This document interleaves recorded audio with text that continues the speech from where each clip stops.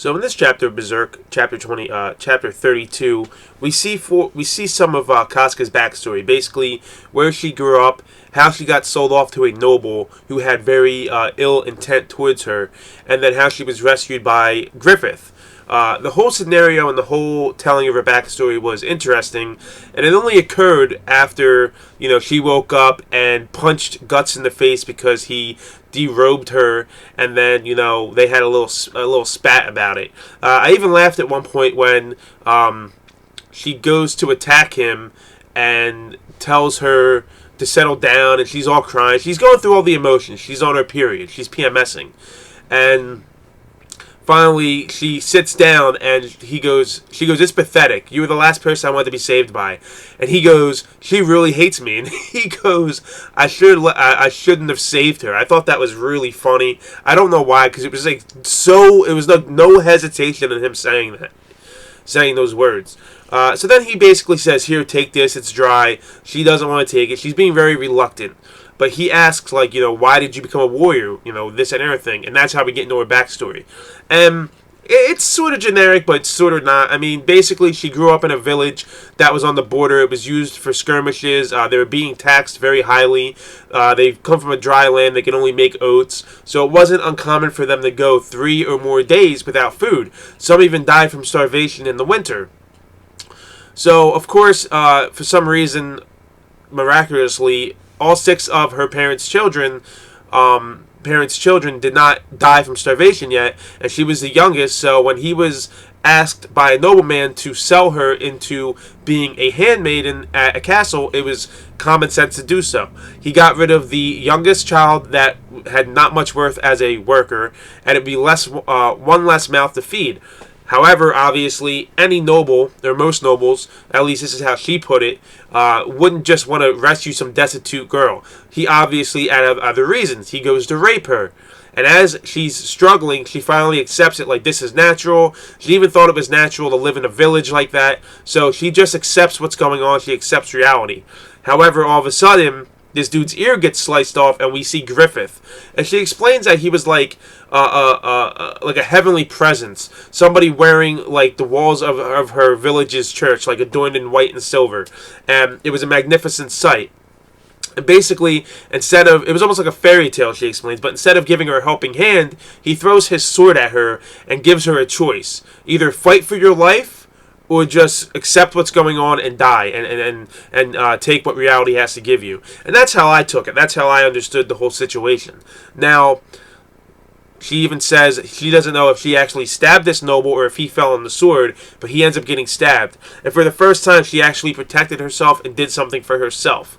Took what was hers, basically. And at first, Griffith wasn't going to... Griffith went down and gave her a warm blanket, and even though she was still afraid, her emotions of regret and whatnot faded away because of his magnificence. And, once again, we get introduced to Corcus, again, in this flashback, and he's still a fucking dickhead. Still don't like him. I'm hating on that motherfucker until he does something that proves to me that he's an alright guy. Fuck Corcus. Talking shit to her because she wants to go with Griffith because she can't go home. He's like, "We can't have women and children around. We're trying to amass an army. Listen, girly," and all this other shit. I'm like, shut the fuck up, Corcus. If that was the first time I'd seen him, I wouldn't feel that way from those words because it makes sense. But knowing how he is towards Guts and how he is how he has been in the series so far, fuck Corcus. Don't like him. He can whatever, man. I hope he gets what's coming to him. And Griffith basically says, it's your decision. I told you that. It's your choice to come or not. And she's serious. She wants to become a knight or a warrior. And he even says, you already know how to fight. And she's thinking to herself, well, you're the one that gave me the blade and the blanket. So obviously from that point on, Griffith was a symbol of hope for Casca. This is why she decided to go with them. She decided to train as a warrior, a mercenary, take up swordplay, because Griffith inspired hope in her. Griffith gave her a choice. So with that respect, I like Griffith in that manner. It gave this young woman, a 12-year-old girl, the hope that she needed to continue living, to not accept reality, to pave her own path, basically. And I really enjoyed that. But but we'll see what's going to happen with the whole situation with Griffith. Obviously, we know he becomes a God Hand, and I don't know how it happens, but I'm going to probably hate him for whatever he does. But as of right now, Griffith seems okay to me, but I just have this underlying feeling that I'm going to end up hating him. But as of right now, one of the only people I hate is Corcus. One of the main ones I hate. Obviously, I hated Donovan. I hated Gambino for what they would do. They were just filthy, low-down humans. Corcus is just a dickhead. He's not really a bad human, a bad person. He's just a fucking prideful, ignorant fucking cocksucker. I don't like him. But thanks for watching my review, guys. Let me know your thoughts on my thoughts. Let me know your thoughts on this chapter. Hit the like button if you feel I deserve it. If you haven't done so already, hit the subscribe button if you want to see more Berserk reviews, other reviews and manga and anime content as well. And let's just talk about this chapter, guys. Also, please do not use ad blocker when you watch myself or any of your favorite YouTubers. That way you can support us 100%. All you have to do is turn off ad blocker whenever you watch one of our videos. And I feel that I truly appreciate it if you do that, and I'm sure other YouTubers will as well.